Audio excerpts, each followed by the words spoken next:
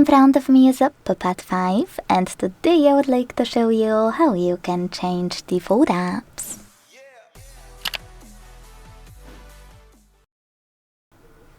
First of all, go into Devices Settings and scroll a tiny bit to click on Apps over here.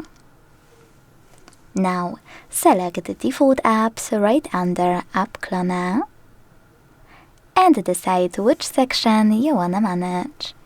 In my case, I want to change my browser, so I have to click here, Browser App, tap on Firefox to apply it, and click on the back button.